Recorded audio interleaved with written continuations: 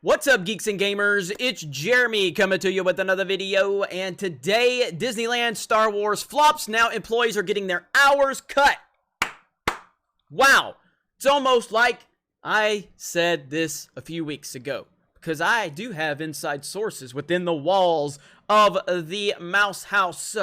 And nobody's going to Disneyland. At least they're not going in the numbers that Bob Iger and Disney and Lucasfilm told us that they were going, because nobody cares about the sequel trilogy. How many times have I told you this? The force is not strong at Disneyland this summer, and employees are feeling the pinch. Congratulations, Kathleen Kennedy. Kathleen Kennedy, your bad decisions are now taking food off of the table of families. Do you feel good about that with your feminist garbage? Do you feel good about that? The new Star Wars Galaxy's Edge land made its debut to the public in May of 2019 at Southern California's Disneyland and has become a bit of a disappointment to the theme park employees whose hours and paychecks have suffered due to the lack of attendance. Good job, Kathleen. Wait times this summer for the new Millennium Falcon Smuggler's Run ride were expected to be over 2 hours long all summer, but in reality, the lines have been averaging half of that or less. An employee who spoke under the condition of anonymity tells Fox Business, as a result, the company has been forced to cut our hours. They need us to work simply, the need for us to work simply isn't there. Employees are now working under 40 hours per week. Our hours have been cut to as low as 30 to 35 hours some weeks, even though we have both worked for the park for years. It makes life challenging when your paychecks get cut unexpectedly. The same source explained, a worker can now earn $15 an hour. The reduced work week means paycheck before taxes could fall from $600 to $450. I feel the problem is Star Wars took too long to build, so they rushed the opening with only one cool feature. The only other big ride isn't even scheduled to open until the end of the year, the source elaborated. Disney's blog announced that the second major Galaxy's Edge feature, Star Wars Rise of the Resistance, which nobody's looking forward to, won't open until 2020. Some people stayed away just because they expected that it would be a great guest experience, or would not be a great guest experience, Disney CEO Bob Iger said in a recent earnings call. The second attraction in Anaheim will open in January, so we feel great about the product that we've created. It's just going to take some time for these things to work themselves out in terms of how the marketplace is reacting. That has never happened at a big theme park opening. It didn't happen at Cars Land. It didn't happen at Pandora. It didn't happen at New Fantasyland. It didn't happen at Toy Story Land.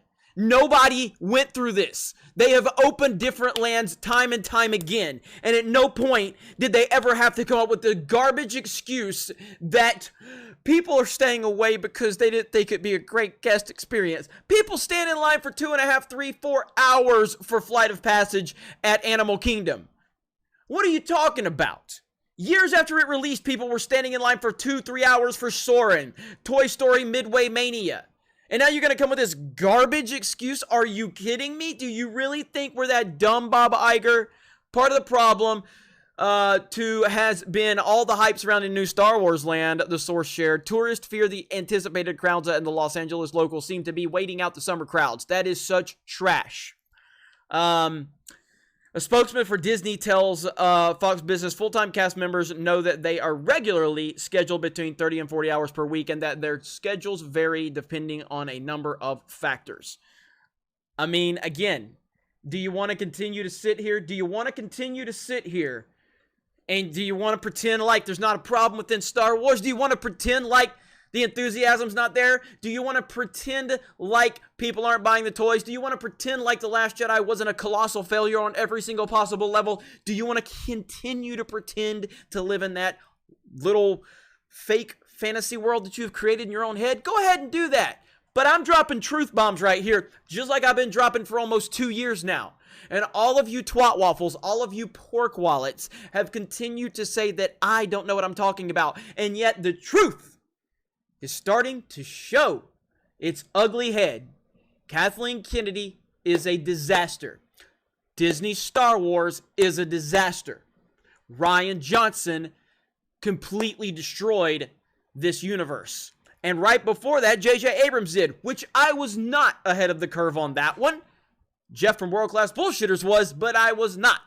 I was a little late to the party, but once I showed up to the party, I took that mofo over, and here we are. So, you can continue to tell me that I'm wrong, but all of the data continues to prove that I'm right. So Kathleen Kennedy has literally taken food off the table from Disney employees. Good job, Kathleen. I bet a lot of those people are non-white dudes too. A lot of women, a lot of minorities. So Kathleen Kennedy is literally taking the food off of women and minorities' table at home. There you go. Is that inclusive enough for you, Kathleen Kennedy? Huh? Is that the force is female for you, Kathleen Kennedy? Seems pretty crappy to take the food off the table of women and minorities. But that's what Kathleen Kennedy does. That's what SJW logic does. That's what feminism does. Are you going to continue to pander to feminism? Are you going to continue to pander to SJW logic? Because if you're going to continue to do that, you're going to continue to take food off the table of your employees. Is that what you want to do, Bob Iger? Is that what you want to do, Kathleen Kennedy? Fire Kathleen Kennedy, and then fire anything that she had in motion, any project she had in motion, fire them. Get them gone. All right? And then bring new leadership in and call George Lucas and apologize to him and decanonize the sequel trilogy. Those are just a few pieces of advice I have for you, Disney. You do that, and things will start to improve a little at least. Thank you guys for checking out this video. We appreciate it. Check out geeksandgamers.com for our merch shop and all of the articles, the wonderful articles on geeksandgamers.com. And that's it. Thank you very much for checking out this video, and we will talk to you later.